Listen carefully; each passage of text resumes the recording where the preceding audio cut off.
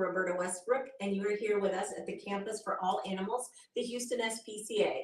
As always, we've got some great information for you to help keep your pets healthy and happy. Today, our topic of conversation is going to be about mange. What is mange and how can it affect you and your pets? So if you have any questions, please go ahead and put those in the chat, and hopefully we can help you answer all of your questions about mange. In the meantime, I would love to introduce you to our pet of the week.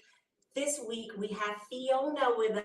Fiona is a wonderful, adorable cat. She is about 3 years old. She's spayed, and she's looking for her new family to go home with. So we encourage you to come on out and visit with Fiona. She had a home before, and unfortunately her previous owner passed away. And so Fiona is used to being in a home. She would make someone a wonderful family pet. She loves affection. She loves to get those pets, and she loves to chirp. Don't we love the cats when they're seeing things in their environment and they're chirping and chattering? Fiona loves to do that. So please come on down and visit with her and all of the animals that we have in our adoption center every day from 11 a.m. to 6 p.m.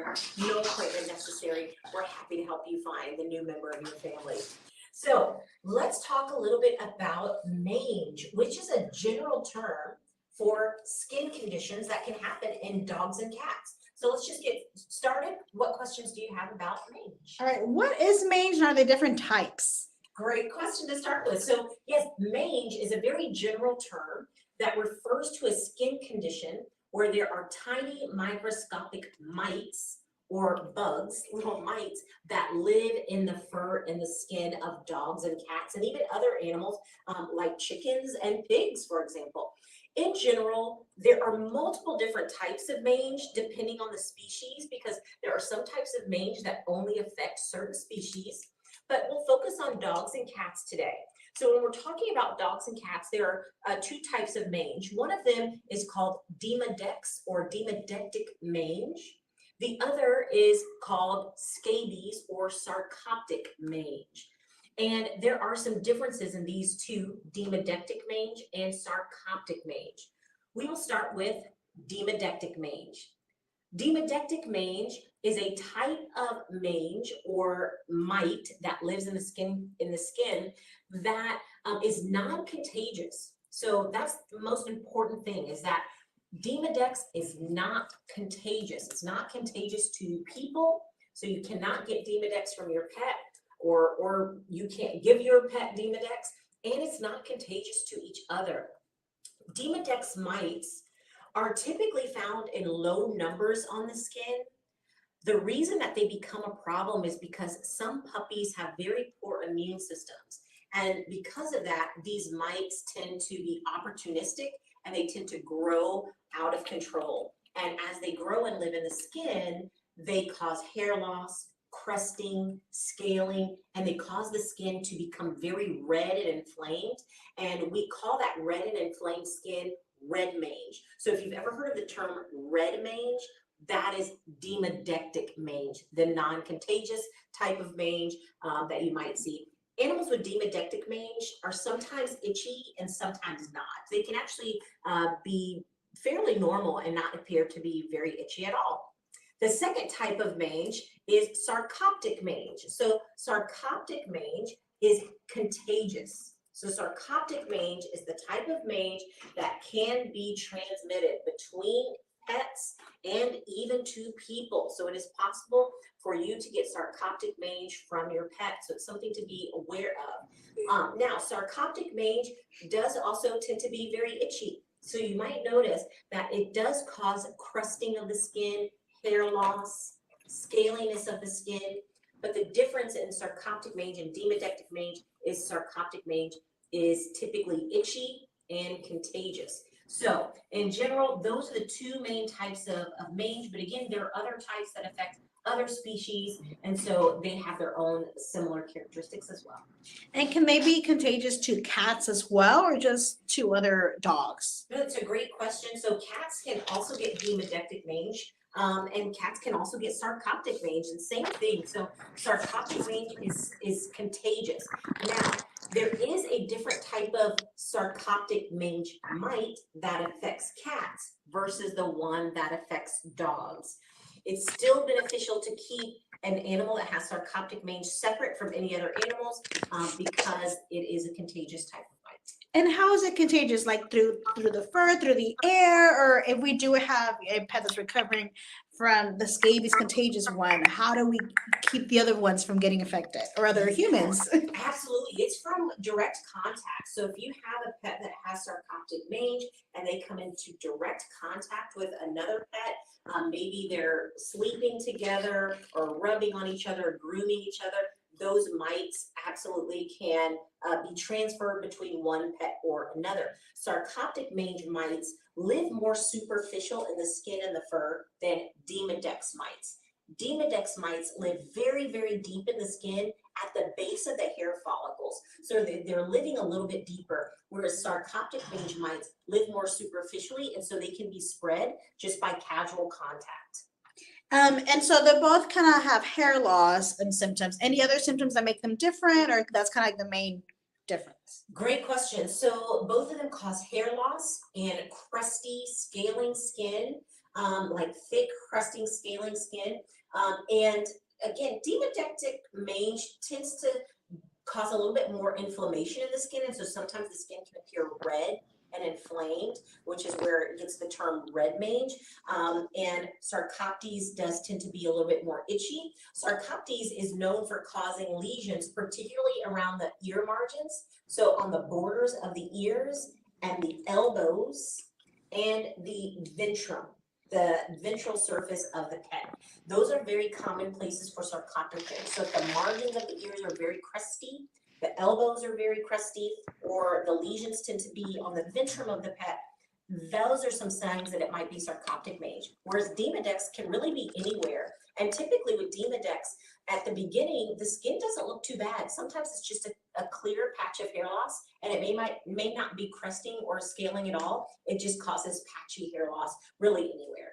And so how is it diagnosed in the vet office? Yes, so how do we diagnose mange? Well, after a while, veterinarians are good enough to sometimes diagnose it just by looking. But the best way to diagnose it and get a definitive diagnosis is to do what's called a skin scraping. So a skin scraping is where the veterinarian or the veterinary technician will take a scalpel blade and some mineral oil. And what we do is we take the scalpel blade and we just gently graze the surface of the skin until we get some of the skin cells and fur off. We put that sample on a slide and we look at that slide under a microscope, and we can actually visualize the microscopic mites or bugs that are crawling amongst the hair and the skin cells. And so it generally does not require any sedation to do this test. It causes a little bit of discomfort. It feels like scratching the skin pretty firmly. And so we get that sample with a scalpel blade. We look at that sample under the microscope, and we can get a diagnosis within minutes. So once it's confirmed, what are the treatment options? Is it obviously it depends on the type of scabies or the mite? Absolutely. So the treatment options are many, actually. That's good. What that means is we have lots of different options to treat this type of skin condition. Some of those options are with a topical liquid, where we can put a topical liquid on your pet. Other options include like a one-time pill that we can just give the pill, and then it just takes time to for the skin to rejuvenate and to heal. And then there's also medicated baths or dips that we can use. So we have lots of options at our disposal: medicated baths and dips, topical liquids, or oral medication. And it's going to depend, again, on the type of mange and what might be most appropriate for your pet. Does it ever go away on its own, or what happens if it's left untreated? Yes, both types of mange need to be treated and are not likely to go away on their own. And if we leave them untreated, the skin can become sometimes so crusted, so scaly, and the hair loss can become so generalized that it can lead to secondary infections like bacterial infections of the skin and extreme discomfort. And in some cases, particularly with demodectic mange, the pet can start to get sores on the skin that begin to bleed. And so it can be a painful, uncomfortable condition if it isn't treated. So definitely want to treat this. I'm sure we've all heard that myth that motor oil can treat, mange in dogs. Is there any truth to that, or what are the dangers to that? Right. We do not recommend using any home remedies to treat mange. So please don't use things like, excuse me, motor oil or any other topical product that's not prescribed by your veterinarian to treat mange. Okay, so there's nothing we can do at home. We've heard honey and other stuff that are a little bit safer than motor oil, but just best to go to the vet.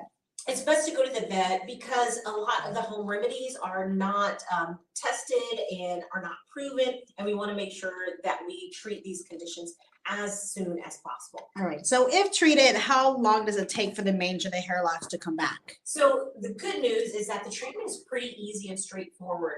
The bad news is that it can take several weeks for all of the hair to grow back and for your pet to be completely normal. For demodectic mange, it can take about 3 months. So about 3 months for the lesions of hair loss and cresting and scaling to go away. But again, during this time, it really is just time. And generally the pets are very comfortable during this time. For sarcoptic mange, same thing. It may take about 6 weeks for the skin to rejuvenate, for healthy skin and fur to grow, and for your pet to be normal and healthy. And is there anything we can do to prevent our pets from being in contact and obviously contracting the mites? Right. If you know that there is a pet, maybe in the neighborhood, a stray dog, a stray cat, and maybe they look like they have a skin condition, the best thing that you can do is just keep your pet away from any stray animals or animals that look like they have pre-existing skin conditions. But in general, there's nothing that you can do to prevent it. Again, sarcoptic mange is transmitted through casual contact. And so oftentimes you may be aware if your pet is coming into contact with another animal that has what looks like a skin disease. But in general, there's nothing to do to prevent it. Keep your pet healthy by providing proper nutrition, taking your pet to the veterinarian at least once a year so that they can check for areas of hair loss and look for these things. And then just making sure your pet is healthy, otherwise keeping them current on vaccines and heartworm and flea and tick prevention, because some of the heartworm and flea and tick preventions will actually treat mange at the same time. So it's a good idea to just keep your pet on that monthly heartworm, flea and tick prevention, and you may be able to treat that mange while you're treating all of the other things. And I'm sure we get lots of these type of pets in through our rescue. How can we help the pets in need? Yes, mange is such a common condition, particularly for unhomed animals in our community, because these mites live in the community, in the environment. So we get them into our shelter very often. What these animals need most is time. And it's something that many people have to give. They need time, they need place just to recover while their skin heals. So one thing that you can do as a member of our extended family is to help us by fostering pets with mange. And what that means is you take a pet into your home, we provide the medication, and the pet just needs time to recover in your home, and they need lots of love to do that. So fostering can really help to save lives and to help these pets that have what looks like a pretty terrible condition, but can actually do well and heal relatively quickly. Because again, there's a time period where the mites are gone, so they're no longer contagious, but they would just need to get their hair growth. That's exactly right. So if you're concerned about taking a pet into your home that might be contagious, typically once we start the treatment for sarcoptic mange, the mites begin to die, and they die pretty quickly once we start the treatment. What takes a long time is the hair regrowth and for the skin to appear normal again. That's actually what takes a long time. And so generally, once we get the first 1 or 2 treatments on board, most of the mites are dead, and the contagiousness of the disease has drastically reduced. And all we're doing is waiting for that hair to grow back and for their beautiful coat to come in. All right, perfect. So again, if we want to foster, just go online, correct? Yes, please. If you want to foster, please go online to HoustonSPCA.org and look for ways that you can give to become a volunteer or a foster parent and help us to save more lives. All right, I think that's all the questions we have for today. That's wonderful. We appreciate your help. Thank you so much for joining us every Friday and learning more about your pets and how to keep them healthy and happy. We'd love to see you here in our adoption center every day from 11 a.m. to 6 p.m. But again, if you're interested in becoming a part of our extended family and helping us to further our mission in saving lives, please visit HoustonSPCA.org. We'll see you next week.